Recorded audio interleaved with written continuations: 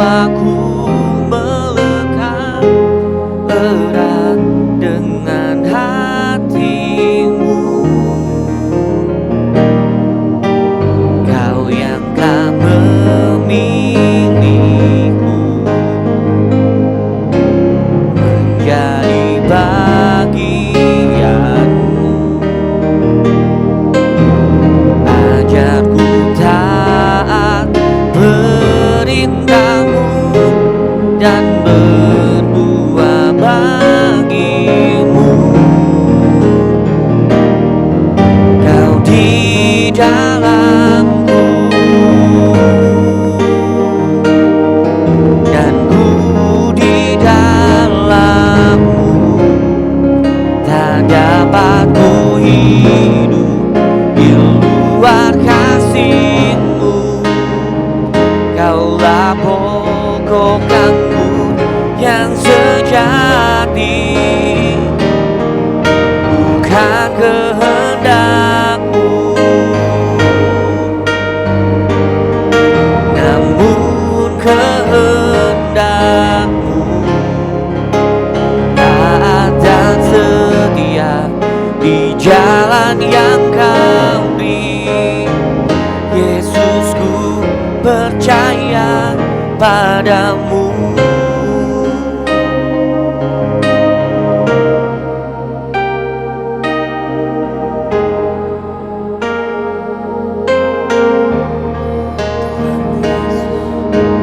Firman-Mu bersihkan, terang bagi jalan. Mari Tuhan, Kasih-Mu yang bawaku melekat erat dengan hatimu. Kau yang telah memilihku karena nama Yesus. menjadi bagianmu. Ajarku taat perintah-Mu dan berbuah bagimu. Kau di dalamku dan ku di dalammu. Tak dapat ku Di luar Engkau hidup kami dan di saya. luar kasih-Mu. Kaulah pokok anggur yang sejati, bukan kehendak-Mu, Benar, bukan kehendak kami yang jadi, namun namun kehendak-Mu lah yang jadi Tuhan. Ajar kami untuk taat dan setia di jalan yang Kau beri. Yesusku percaya padamu. Saudaraku, seringkali kita pernah atau sering berbicara bahwa aku percaya Tuhan, aku percaya Tuhan. Tapi sejujurnya dari apa yang kita lakukan itu mencerminkan bahwa kita sebenarnya tidak percaya sama Tuhan. Kita masih curiga dengan Tuhan. Kita masih punya satu, yaitu apa? Kecurigaan. Tuhan mau buat apa ya? Tuhan mau bawa kita kemana ya? Nah ini loh saudara. Padahal Tuhan sebenarnya sudah siapkan kita sesuatu yang terbaik. Bukankah firman-Nya berkata, Tuhan sudah bayar semuanya itu di akhir sebelum Tuhan Yesus Kristus meninggal. Dia berkata sudah genap, sudah selesai. Ayo ambil. Itu hak saudara dan saya untuk menikmati semua karya Yesus. Hanya satu yang Tuhan minta, tinggal di dalam Tuhan. Tetapi tidak gampang saudara untuk tinggal di dalam Tuhan. Saya pun mengatakan ini dari hati saya. Tidak gampang.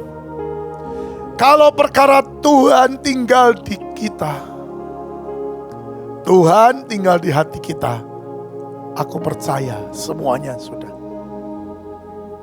Karena pada waktu kita berkata, Tuhan masuk di hatiku, aku jadikan Engkau Tuhan dan Juru Selamatku. Saya percaya dia masuk. Dan dia tidak keluar. Dia masuk. Kecuali kita usir dan kita murtad. Tetapi untuk kita tinggal di dalam Tuhan, ini perkara yang susah. Karena perlu perjuangan. Perlu kita benar-benar memaksakan diri kita untuk tinggal di dalam Tuhan. Ini saudara, ada beberapa hal yang Tuhan ingin bicara dengan saudara dan saya. Yaitu, tinggal di dalam Tuhan. Bukan hanya buka tangan dan berkata aku mau dan selesai. Nah, tinggal di dalam Tuhan perlu yang namanya tindakan. Tinggal di dalam Tuhan perlu yang namanya bukti bahwa benar-benar engkau mau tinggal di dalam Tuhan. Tetapi Yesus Kristus sudah tahu bahwa ini memang susah. Makanya Tuhan Yesus berkata kepada Bapa, Bapa, aku pulang, tapi tolong turunkan Roh Kudus. Turunkan Roh Kudus untuk menyertai anak-anakku. Nah ini loh saudara. Jadi kita bisa untuk tinggal di dalam Tuhan. Saya percaya karena Roh Kudus siap untuk memampukan. Tapi ya saudara, sejujurnya Roh Kudus tahu dan Roh Kudus mengerti. Dia mau bertindak. Tapi kalau pribadi itu tidak mau tunduk, tidak mau benar-benar memaksakan dirinya untuk tinggal di dalam Tuhan. Dan minta Roh Kudus memampukan. Ya susah saudara. Ini loh saudara. Kebanyakan kita ini ya sudah terbuai dengan teori anugerah, kasih karunia. Kita sudah terbuai dan sudah terlalu nikmat dengan mengatakan Tuhan akan berbuat sesuatu bagi kita. Ini yang bahaya. Dan kita cuma menunggu dan menunggu. Tidak, Tuhan inginkan untuk kita melakukan sesuatu. Saya cuma diingatkan dengan anak terhilang. Ya, perumpamaan anak terhilang itu. Lihat, detik dia bertobat, detik dia mengaku bahwa benar aku ini salah. Aku salah. Aku mau kembali. Aku mau kembali. Saya percaya saudara mengerti dan sudah dengar atau sudah baca kisahnya. Dia tidak hanya asal ngomong saudara, tapi apa yang dia lakukan? Anak ini benar kembali kepada bapaknya. Anak ini mengambil satu langkah kembali. Nah ini, saudara dan saya seperti ini atau tidak? Ini sangat-sangat mempengaruhi hidupmu, saudara. Artinya apa? Kita harus membuktikan dengan tingkah laku bahwa benar-benar kita bertobat. bahwa benar-benar kita perlu yang namanya Tuhan Yesus Kristus. Kita perlu pimpinan, bimbingan dari Roh Kudus. Hari-hari ini luar biasa, banyak orang yang belajar firman Tuhan, dan itu baik, sangat baik. Tapi itu tidak komplit kalau cuma jadi teori atau pengetahuan. Yang terpenting Tuhan berkata, jadi pelaku firman. Engkau ngerti firman dan lakukan firman. Jangan jadi seperti ahli-ahli Taurat. Jangan seperti ahli-ahli Taurat yang hanya bisa untuk menghakimi. Ya mungkin yang baik adalah mengarahkan, memberi arahan, mengajar mungkin, berkhotbah. Tidak sampai di situ. Tuhan bilang, jadi pelaku firman. Apa yang saudara mengerti, apa yang saudara tahu, mari bersama dengan Roh Kudus kita lakukan. Bersama dengan Roh Kudus kita lakukan. Biarlah kita jadi saksi Tuhan. Tuhan berkata hari-hari ini kita harus jadi berkat. Seperti peralon. Sumbernya dari surga, sumbernya dari atas lah. Dan kita jadi peralonnya. Dan biarlah masyarakat menikmati. Berkat demi berkat. Menikmati dan mengerti. Yang kita sembah. Yang jadi Tuhan dan Juru Selamat kita. Itu Yesus Kristus. Ini waktunya saudara. Ini waktunya. Ini waktunya. Ya. Mari sadar dan kembali. Hari ini saya akan bahas tentang Mazmur 23. Karena ini Mazmur yang sangat terkenal. Dan ini sangat luar biasa. Tapi sebelum itu, yuk sekali lagi kita berdoa. Untuk menyerahkan hidup kita. Dan kita bisa mengerti apa yang Tuhan mau. Mari kita berdoa. Tuhan Yesus, mari beracaralah. Roh Kudus pimpin kami, bimbing kami.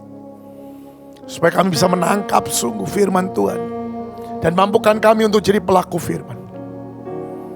Dan kami tolak setiap kuasa kegelapan yang membuat kami salah mengerti. Kuasa kegelapan yang membuat salah mengerti atau salah menangkap firman. Demi nama Yesus, keluar. Dan tidak bisa beracara apapun. Terima kasih Tuhan, Engkau dahsyat. Mari Roh Kudus beracara dalam nama Yesus. Amin. Saudara, mari buka bersama dengan saya Mazmur pasal yang ke-23. Atau mungkin sudah banyak yang hafal tanpa buka ya saudara ya. Tapi coba kita mengerti dan kita minta Roh Kudus apa yang harus kita saat ini sungguh-sungguh mengerti. Firman Tuhan berkata, judulnya Tuhan Gembalaku yang baik. Dari judulnya saja kita harus mengerti. Dikatakan Tuhan Gembalaku yang baik. Apakah ini bisa keluar dari mulut saudara? Dari mulut saya. Bahwa Tuhan, Engkau memang gembalaku loh. Tuhan, memang apapun yang Kau lakukan dalam hidupku, Engkau baik. Apapun yang terjadi dalam hidupku, yang Kau sudah tentukan, aku mengalaminya. Karena itu kebaikan-Mu yang terjadi dalam hidupku. Atau saudara saat ini masih ada pertanyaan, Tuhan itu benar-benar baik gak ya? Tuhan itu pilih kasih gak ya? Nah, ini loh saudara. Kalau buat hidup saya mau katakan, Tuhan itu baik. Apapun saya katakan, yang terjadi dalam hidup saya, apapun itu, saya berkata Tuhan itu tetap baik. Dia tetap baik. Ya. Ayat yang pertama dikatakan Mazmur Daud. Berarti ini sesuatu puji-pujian yang keluar yang dibuat oleh Daud. Ini bayangkan, ini sesuatu yang dahsyat. Karena seorang gembala punya latar belakang sebagai seorang gembala, dia bisa berkata, Tuhan adalah gembalaku. Ini sesuatu yang hebat. Kalau yang ngarang bukan seorang gembala, beda ceritanya, saudara. Ini seorang gembala dan dia tahu kalau jadi seorang gembala itu apa tugasnya, apa bagiannya. Dan dia bilang, Tuhan Yesus Kristus, Engkau adalah gembalaku. Ini yang luar biasa. Ini yang dahsyat. Dan ini membuat saya sedikit bertanya. Dan ingin menyelidikilah. Sebenarnya kewajiban seorang gembala itu apa? Dan ini benar-benar, saudara. Pada waktu saya menyelidiki, pada waktu saya belajar, ya Tuhan mulai singkapkan, Tuhan mulai beri pengertian. Wow, saya bilang dahsyat sekali, dahsyat sekali. Gembala yang baik ngerti dan mengenal domba-dombanya. Dan firman Tuhan jelas berkata, rambut kita saja satu jatuh, Tuhan tahu. Wow, itu berarti kan Tuhan kenal kita. Bahkan lebih daripada kita kenal diri kita sendiri mungkin. Ini sangat-sangat powerful. Gembala yang baik bukan hanya kenal, tapi gembala yang baik mengurus, istilahnya, menyiapkan, bahkan membekali, menyediakan semua keperluan kita.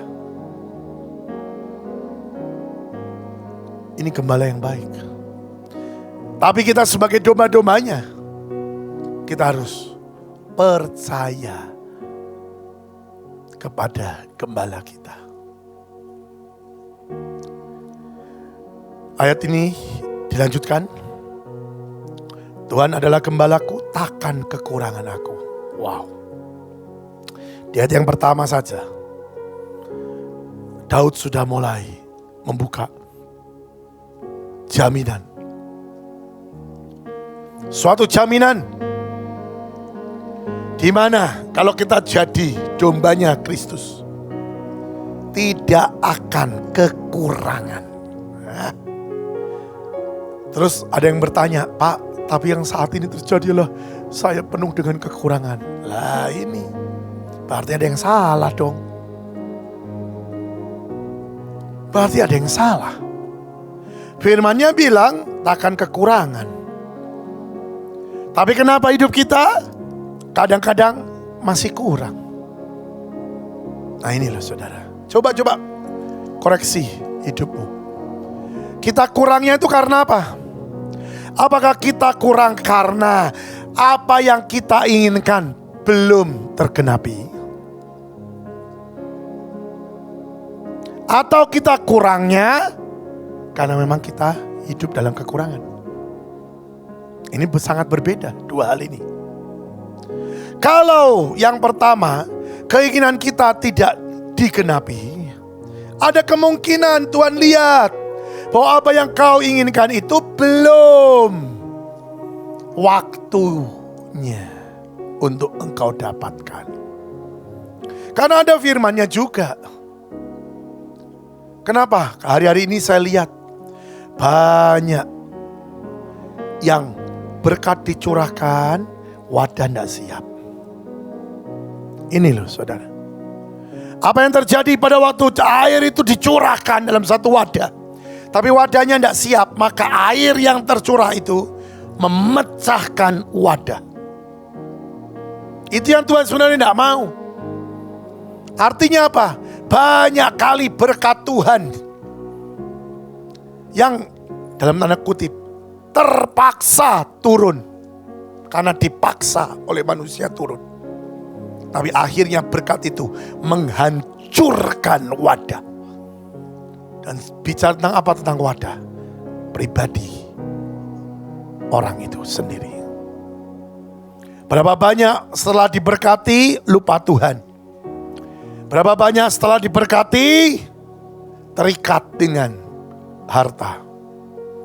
Berapa banyak setelah diberkati sombong. Berapa banyak setelah diberkati terus berubah setia. Ini mengerikan. Ini mengerikan. Dan sebenarnya Tuhan tahu apa yang harus terjadi dan apa yang akan terjadi di depan itu. Makanya seringkali Tuhan berkata, nah lebih baik ditunda dulu berkat-berkat ini. Karena wadahmu belum siap. Ini loh saudara. Tapi manusia biasanya marah. Dan merasa aku sudah siap. Aku sudah siap. Ya karena kita tidak pernah bisa lihat sesuatu yang di depan. Tapi Tuhan bisa melihatnya. Ini loh saudara. Bisa enggak engkau tetap berkata, Tuhan tetap engkau baik. Apapun yang terjadi dalam hidupku, engkau baik. Nah ini loh saudara.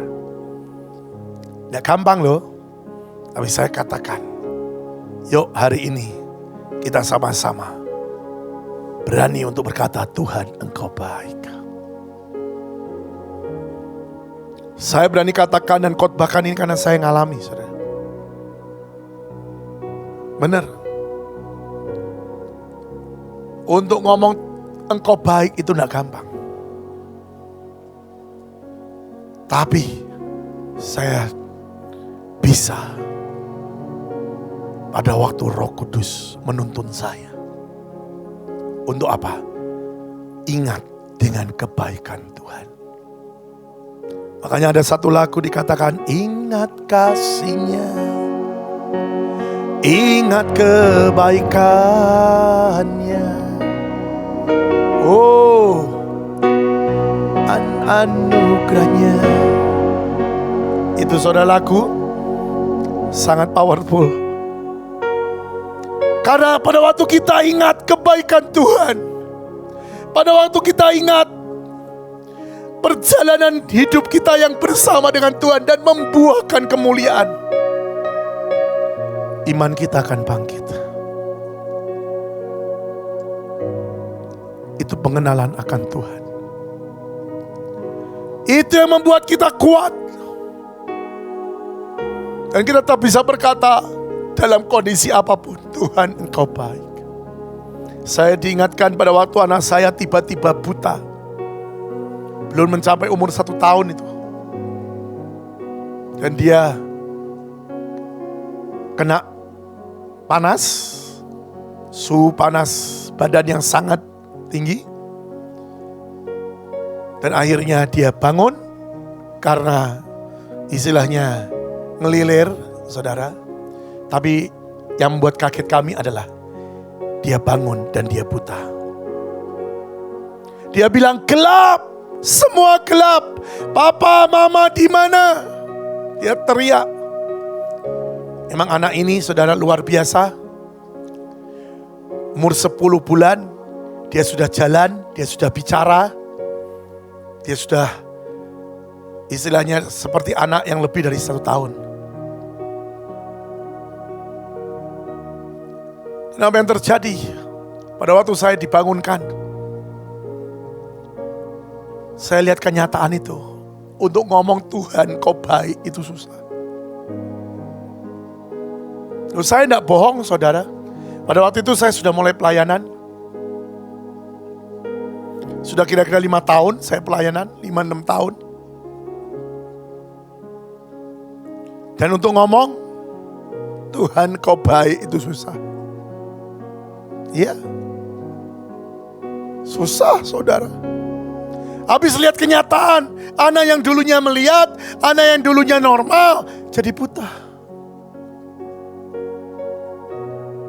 Nah ini loh saudara. Pada waktu saya,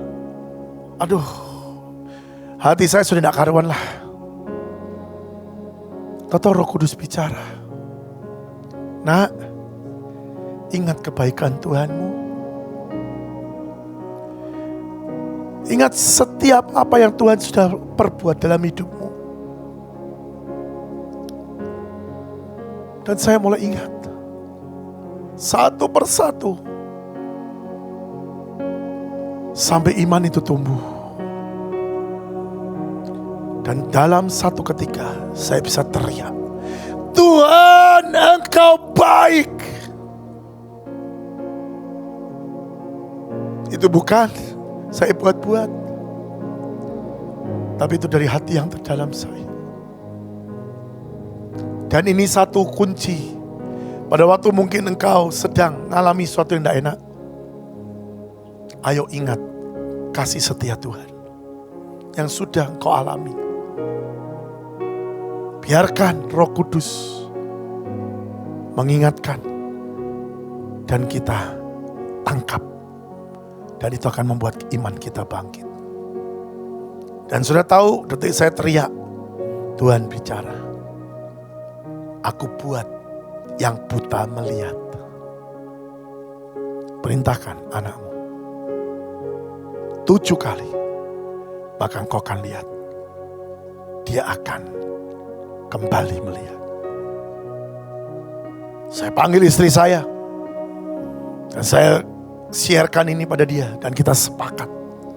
Kita mulai perintahkan dalam nama Yesus melihat.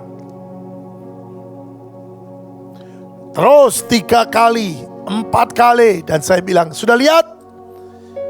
Anak saya bilang, belum. Tapi sudah mulai remeng-remeng. Wah, pada waktu dia ngomong seperti itu, Roh Kudus bilang, kan saya bilang 7 kali. Kenapa kamu lakukan 4 kali dan kau sudah tanya? Saya bilang, ampuni Tuhan. Semangat, saya bilang sama istri saya, ayo sepakat. Dan saya lakukan 7 kali. Dan detik yang ke-7, saya lihat sendiri ada sesuatu yang gugur di mata dia. Dan dia bilang, aku lihat Pak. Saya berkata tidak ada yang mustahil sama Tuhan kita. Karena dia adalah Tuhan yang menyembuhkan. Saya berkata ini bukan satu kebetulan. Banyak loh yang ngalami seperti itu, step, dan akhirnya buta. Tidak hanya Lala yang alami, tapi banyak yang alami. Tapi itu buat satu iman dalam hidup saya. Saya lebih kenal siapa itu Tuhan saya. Ini loh saudara. Ya. Makanya saya berkata, ayo mulai saat ini masuk dalam pendidikan Tuhan. Biarkan Tuhan saat ini mendidik kita. Izinkan Dia mendidik saudara dan saya. Kitab Hosea berkata, umatku binasa karena tidak mengenal siapa Allahnya. Jangan cuma kita jadi orang Kristen hanya tahu. Tapi kita harus kenal siapa Tuhan kita. Tuh, saya serius saudara. Bagi kami, bagi saya, dan saya berkata ini melanda hampir seluruh lah, semua pengkhotbah yang biasanya kita keliling, ya, yang biasanya kita pergi ke satu tempat kita melayani, kita pergi ke satu tempat kita melayani, dan jujur kita pulang dengan membawa PK. Itu membuat kita nyaman. Tapi sekarang, di mana kita tidak kemana-mana, ayo, apakah engkau tetap percaya? Jehovah Jireh, El Shaddai, itu tetap jadi bagian saudara.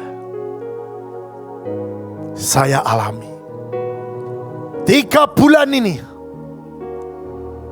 yang harusnya saya keliling-keliling jadwal begitu penuh. Hampir saya lihat kemarin jadwal saya yang semuanya tidak terjadi istilahnya. Hampir tiap hari, ya maaf saudara, saya khotbah. Hampir tiap hari. Kadang-kadang saya berangkat hari Selasa, Senin dia sudah khotbah dulu di tempat saya sendiri. Selasa berangkat, pulang Minggu. Minggu sampai di Bandung jam 2 siang, jam 4:30 khotbah lagi, saudara. Itu jadwal saya. Dan jujur, saya tidak kekurangan. Tuhan berkati saya dengan limpah ruah. Benar, saudara.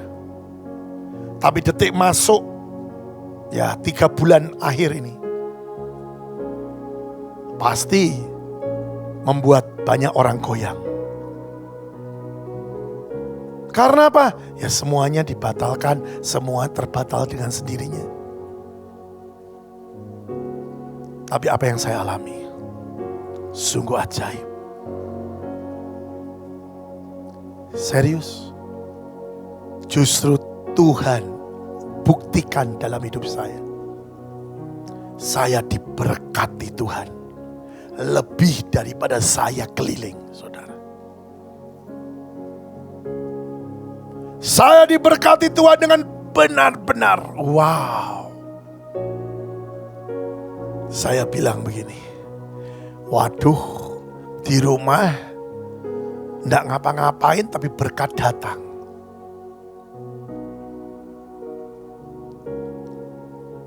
Mungkin banyak orang bilang, ya sudah Pak, lebih baik di rumah saja. Nggak usah keliling lagi. Wah, enggak lah. Kalau buat saya enggak. Saya akan lakukan bagian saya. Destiny saya. Ya, salah satunya destiny saya adalah penginjil. Saya akan keliling, memberitakan siapa itu Tuhan saya. Dan pada waktu saya di rumah, saudara pikir saya ngapain? Ya saya seperti saudara juga. Tapi detik Tuhan bilang, berdoa nak, saya berdoa. Detik Tuhan bilang, baca Alkitab sekarang, baca Alkitab. Detik Tuhan bilang, belajar Alkitab, belajar. Detik Tuhan bilang, baca buku, baca buku.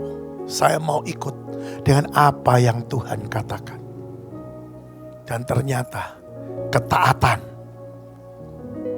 itu membuahkan berkat melimpah.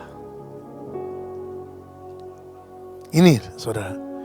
Bahkan Tuhan berkata, nak bangun setiap pagi. Dan buat pasukan doa. Setiap pagi jam 5. Buat pasukan doa berdiri untuk Indonesia. Dan saya lakukan, saudara. Saya ambil komitmen. Kalau saya sudah ngomong, saya lakukan. Saya belajar minta kekuatan Roh Kudus. Karena apa? Karena itu berarti saya langsung mikir ya saudara. Kalau itu kebaktian mulai jam 5, doa itu berarti selesainya kira-kira jam 6. Sedangkan doa keluarga kami itu jam 4 pagi. Berarti dengan kata lain, Tuhan menghendaki kami tidak tidur lagi. Dan itu kami lakukan. Jam 4, setengah 4, kami bangun, beres-beres. Doa jam 4, sesudah itu persiapan doa jam 5 sampai jam 6. 2 jam minimal. Kami berikan untuk mentaati apa yang Tuhan mau. Itu semua untuk apa sebenarnya? Untuk menyiapkan wadah, membentuk wadah di mana berkat dicurahkan, wadah siap. Ini pengalaman hidup saya, saudara, dan saya menikmatinya. Kenapa? Berkat sungguh melimpah. Semualah yang ikut doa pagi sebenarnya harusnya mengerti Tuhan itu benar-benar jadi gembala kita. Apa yang menjadi kebutuhan kita, Tuhan siapkan semuanya. Bahkan apa yang menjadi impian-impian kita, Tuhan genapi. Luar biasa. Luar biasa sekali saudara. Ya, makanya benar dikatakan bahwa takkan kekurangan aku. Yes, sungguh sangat benar. Ayat yang kedua. Ia mebaringkan aku di padang yang berumput hijau. Domba itu tidak pernah bisa berbaring, saudara. Kalau tidak, salah satunya benar-benar merasa aman. Aman dari apa? Aman dari mara bahaya, dari binatang-binatang buas. Domba itu sangat penuh dengan kecurigaan. Dan jujur ketakutan juga. Jadi sedikit saja kaget, lari, saudara. Padahal kalau sudah lari, dia tidak tahu larinya kemana. Pokoknya lari, saudara. Ada satu ketika ya saya baca buku.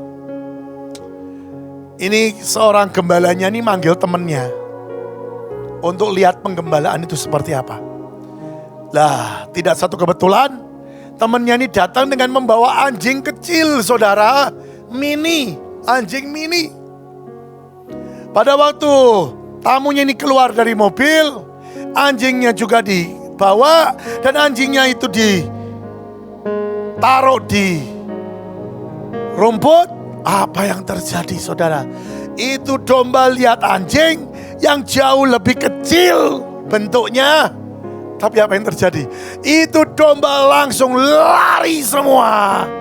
Semrawut, semuanya lari. Kemanapun bisa lari, dia lari, saudara. Bahkan itu ada jalan raya, dia langsung nyebrang dan semuanya. Sampai semuanya bingung. Loh, ini cuman anjing kecil yang gak bisa apa-apa. Diinjek sama domba yang mati mungkin. Lah kok ini yang gede takut. Nah ini loh, domba ini punya keanehan. Kalau dia kaget, lari. Nah, ini saudara, sama ya dengan manusia. Sejujurnya sama kan? Kadang-kadang kita takut dengan sesuatu yang orang lain lihat ketawa, saudara. Karena tidak berwujud. Takut sesuatu yang tidak berarti. Takut dengan masa depan. Khawatir dengan masa depan. Khawatir dengan penyakit yang saat ini sedang merajalela katanya. Tapi saya katakan, bukankah Yesus berkata, oleh bilur-bilur Yesus kita telah sembuh? Terus saudara berkata, iya Pak, oleh bilur-bilur Tuhan Yesus kita telah sembuh. Berarti kita sakit dulu dong. Itu memang orang Kristen orang pintar kok, saudara. Tapi pinternya, maaf ya, bodoh. Karena ada ayat lain. Firman Tuhan berkata, tinggal di dalam Tuhan. Dan firman itu tinggal di dalam kita. Mintalah apa saja yang kau kehendaki dan kau akan terima. Tuh, saya minta apa? Sehat, tidak sakit sedikit pun. Dan kita tahu, yang kudus tidak bisa bersatu dengan yang tidak kudus. Ada satu hamba Tuhan, John Lake. Ini hamba Tuhan yang dipakai dalam kesembuhan. Satu kali John Lake melihat satu wabah. Dan orang itu bertanya semua, bagaimana kamu nih kok tidak takut tertular wabah? John Lake berkata, saya akan kasih tahu bahwa ada sesuatu yang luar biasa dalam hidup saya. Ada sesuatu yang lebih besar dari siapapun. Dan yang tidak baik, tidak benar, tidak kudus itu masuk dalam hidup saya, mati. Semua ketawa. Dan dia bilang, ambilkan virus yang sedang melanda ini. Dan benar-benar diambil loh, saudara. Dari orang yang sakit parah, yang sudah sakit parah benar-benar, yang mau meninggal, diambil virusnya itu dari ludah. Bayangin saudara, dilihat itu virusnya begitu ganas. Dan John Lake berkata, taruh di tangan saya. Dan virus itu ditaruh di tangannya dia. Dan apa yang terjadi? Dia bilang, ambil kaca pembesar. Lihat apa yang terjadi. Detik itu virus ditaruh di tangannya. Apa yang terjadi? Virus itu mati.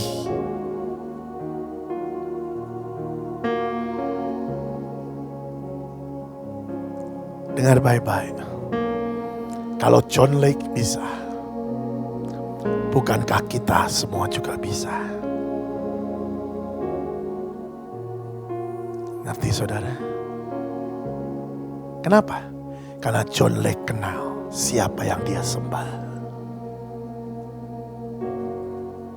Bukan cuma tahu, bukan cuma jago teori, bukan cuma jago ngajar, tapi John Lake kenal siapa itu Juru Selamat, siapa itu yang kita sembah, siapa itu yang namanya Yesus Kristus. Ini loh saudara. Makanya jangan khawatir dan jangan takut. Bukankah sebenarnya Tuhan sudah menentukan hidup kita? Apapun boleh terjadi. Saya percaya kalau memang Tuhan izinkan terjadi, itu baik buat kita. Karena itu seperti didikan.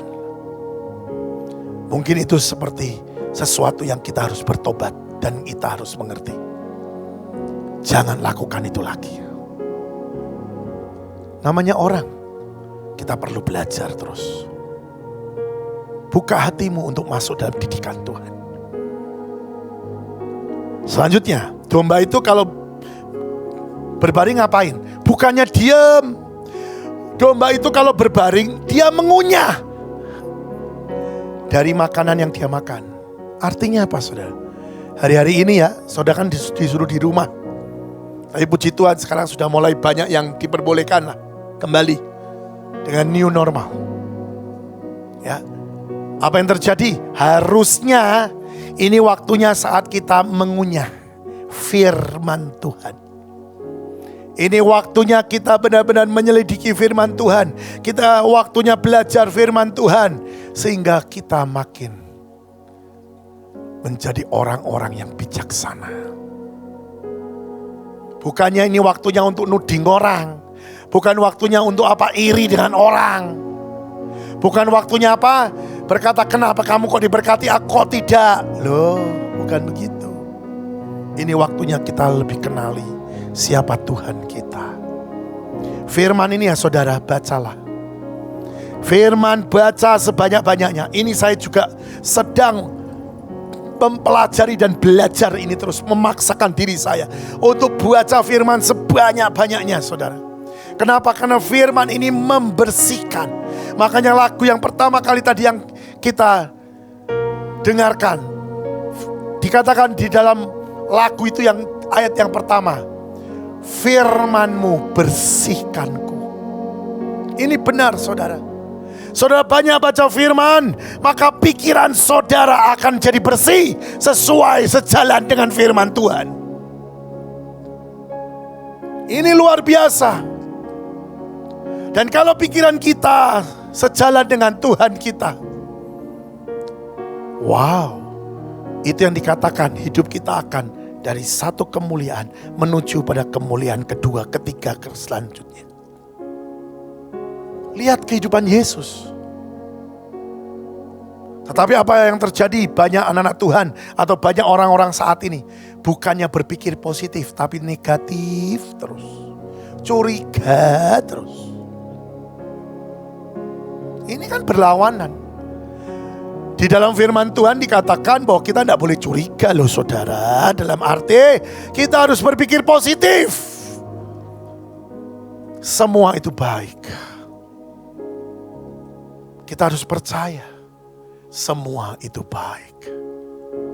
Rancangan Tuhan itu baik dalam hidupku.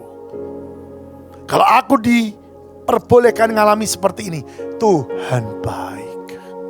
Mungkin sampai hari ini kau tidak ngerti baiknya di mana, tapi katakan dari mulutmu, Tuhan baik. Aku percaya tetap Tuhan itu baik. Ayo saudara belajar. Ini waktu yang sebenarnya indah.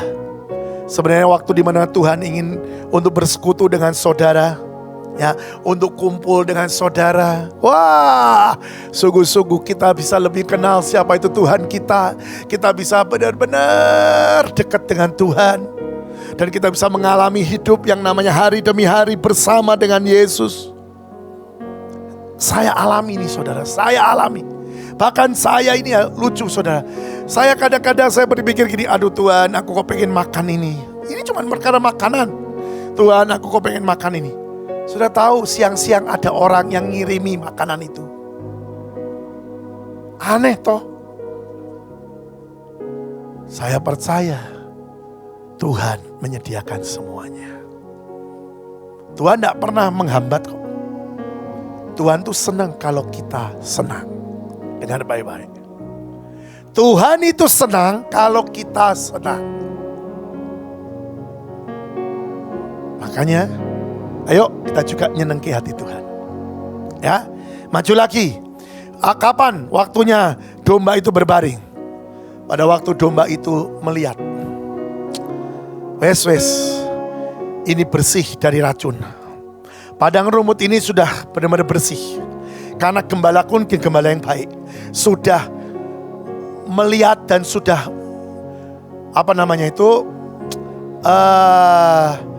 sudah mencari yang tidak baik itu dibuang sudahan. Jadi sudah clear, sudah bersih ini pasti. Pada waktu domba bisa merasa seperti itu, dia mau membandingkan diri. Harusnya saudara dan saya pun seperti itu. Detik Tuhan ngomong sesuatu untuk kita lakukan, jangan banyak pertimbangan. Detik Tuhan ngomong sesuatu, lakukan ini nak. Jangan banyak pertimbangan. Mulai diolah dengan pikiran. Itu yang membuat engkau tidak maksimal kemenanganmu. Belajar, kata Pak Yusa, gelinding wae. Belajar apa yang Roh Kudus katakan, ikuti saja step by step. Saudara akan lihat, yang tidak ada itu akan jadi ada. Saudara akan lihat, benar-benar yang namanya mujizat itu terjadi. Ini benar saudara. Ini yang kami alami dan saya alami. Saya cuma tinggal melangkah demi langkah, melangkah demi langkah. Tuhan beri, Tuhan beri, Tuhan bereskan, Tuhan bereskan. Akhirnya saya bilang, oh beres juga ya semuanya. Dan Tuhan bilang, aku tidak pernah meninggalkan engkau nak. Belajar, kembali percaya kepada gembalamu. Ada lagi, kapan domba itu berbaring? Detik pada waktu musim panas. Nah, bulunya terlalu tebal, saudara. Jadi, gembala ini akan memangkas bulunya. Lah domba yang ngerti, percaya dengan gembalanya, dia akan diam. Oke, pangkas. Boleh. Kenapa? Pada waktu dipangkas, maka domba ini setelah dipangkas, domba ini akan merasa, oh haleluya, aku tidak kepanasan. Saya ingat dengan gembala saudara. Gembala saudara tidak pernah bisa kepanasan, betul tak? Ya. Dan itu benar saudara. Saya juga tidak bisa kepanasan. Bisa blank semua saudara kalau terlalu panas saudara. Ya, karena ngurusi, aduh keringat, aduh segala macam. Jadi ingin sesuatu yang enak. Nah Tuhan ini sediakan yang enak buat dombanya. Tapi domba yang gak ngerti, apa yang terjadi? Wah lari saudara. Mau dipegang, mau dicukur, lari. Nah. Nanti sudah ketangkap masih meronta-ronta. Sudah tahu apa yang dilakukan oleh gembala? Gembala yang baik, dia akan membanting domba itu. Mungkin perkataan ini mengagetkan ya. Enggak. Itu karena gembala itu baik terhadap domba itu. Sakit. Tapi itu satu peringatan bagi domba. Nurut itu jauh lebih indah. Dan kau akan menikmati kemuliaan, menikmati keindahan dan sungguh-sungguh yang baik. Jadi kalau saudara lari dan dibanting sama gembala, Ya, ngucap syukur. Ya, itu baik, saudara. Karena seringkali sejujurnya kita berkata, Tuhan kenapa dan kenapa? Tuhan bilang karena kau tidak pernah tahu apa yang di depan. Ingat, Tuhan merencanakan yang baik dalam hidup saudara dan saya. Tidak pernah rancangannya itu jahat. Rancangannya itu selalu baik. Ya. Dan ini luar biasa, saudara. Pada waktu saya lihat domba dicukur, ya, langsung jadi gundul, ya, saudara. Sudah tahu? Tapi bulunya itu jadi berkat loh bagi orang lain. Yang pertama jadi berkat bagi gembalanya. Kenapa? Karena bisa dijual. Artinya apa? Kita diciptakan Tuhan juga untuk jadi berkat di sekitar kita. Kita diciptakan untuk jadi berkat. Ayo hari ini jangan egois. Hari-hari ini jangan hanya mementingkan diri sendiri. Mari kita jadi berkat. Mungkin saudara bilang, Pak saya gak bisa jadi berkat. Loh kok gak bisa? Orang jadi berkat itu gak perlu bagi duit. Orang bagi berkat itu gak perlu mengeluarkan uang. Memang itu bisa salah satunya dengan mengeluarkan uang, beli sembako, beli kebutuhan orang lain dan memberkati orang lain bisa. Tapi juga bisa dari perbuatanmu, bisa juga dari ucapanmu. Engkau memberkati orang lain. Ya, saya ingat dengan satu cerita kesaksian dari tim kami. Malam-malam tahu-tahu Tuhan bawa dia naik jembatan. Tidak ada kerjaan, dia naik jembatan pakai motor. Tidak taunya ada seseorang tua, laki-laki tua berjalan. Dan Tuhan berkata, bicara dengan laki-laki itu. Singkat cerita, diajak ngomong, tidak mau saudara. Tapi terus dengan cerita, dengan berbicara, akhirnya laki-laki ini curhat. Sebenarnya dia mau ke atas jembatan untuk bunuh diri. Tapi puji Tuhan, ada anak Tuhan yang nurut sama Tuhan. Ngomong, berbicara, akhirnya pria tua ini berkata, oke, aku tidak jadi bunuh diri. Aku punya Tuhan yang mengasihi aku. Simple. Itu jadi berkat. Itu jadi berkat. Tapi sekali lagi saya juga berkata, jangan engkau terikat dengan hartamu. Ini pengalaman hidup saya. Setiap kali saya mau diberkati Tuhan dengan sesuatu yang wow, Tuhan selalu berkata, lepaskan dulu keuanganmu. Lepaskan keuanganmu. Ayo belajar melepas, memberkati orang.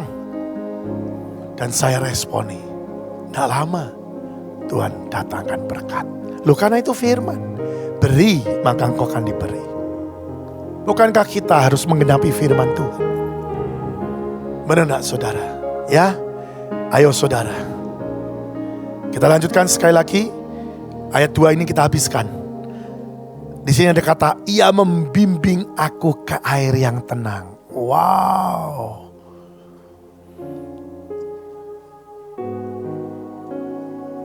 Ada terjemahan lain dikatakan, ia membimbing aku ke air yang membawa ketenangan. Saya lebih setuju. Karena air tenang kadang-kadang menghanyutkan. Tapi kalau air yang membawa ketenangan, tidak lain hanya Roh Kudus.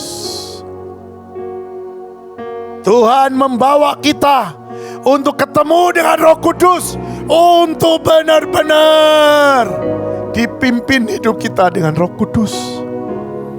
Dan hidup kita penuh dengan ketenangan. Tidak ada sesuatu yang menakutkan.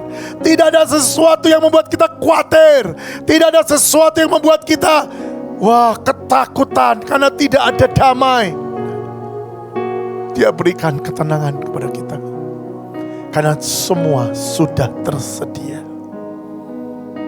Semua sudah tersedia. Tinggal saudara raih dan menjadi bagian. Mari saudara, beberapa bulan yang lalu Tuhan lihatkan saya. Juga Tuhan lihatkan pada hamba-hamba Tuhan yang lain, pada anak-anak Tuhan yang lain. Bahwa benar di atas meja itu sudah tersedia semuanya keinginan manusia. Bahkan di atas meja itu ya saudara, saya lihat organ-organ tubuh manusia. Sampai saya tanya, Tuhan buat apa?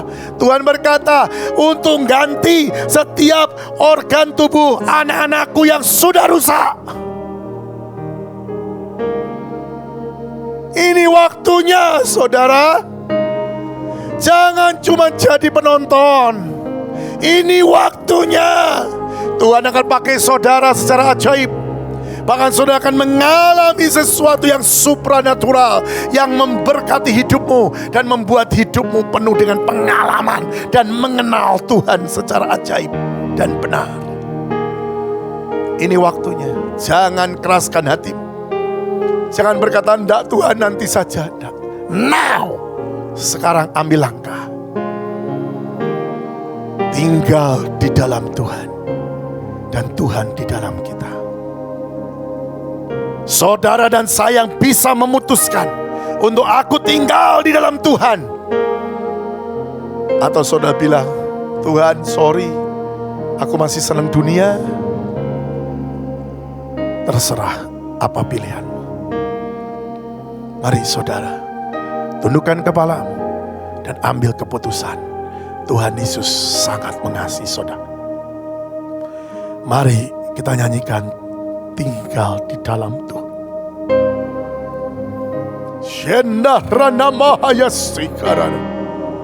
Kau di dalamku. Yes. Dan ku di dalammu. Tak dapat ku hidup di luar kasih-Mu. Kaulah pokok anggur yang sejati. Bukan kehendakku, namun kehendak-Mu. Taat dan setia di jalan yang Kau beri. Yesusku percaya padamu. Kau di dalamku. Kau di dalamku. Dan ku di dalam-Mu. Dapat ku hidup di luar kasih-Mu. Kaulah pokok anggur yang sejati. Bukan kehendakku, benar Tuhan, namun kehendak-Mu. Taat dan setia di jalan yang Kau beri. Yesusku percaya padamu. Terima kasih Tuhan. Hamba percaya firman yang sudah dibagikan tidak akan kembali dengan sia-sia.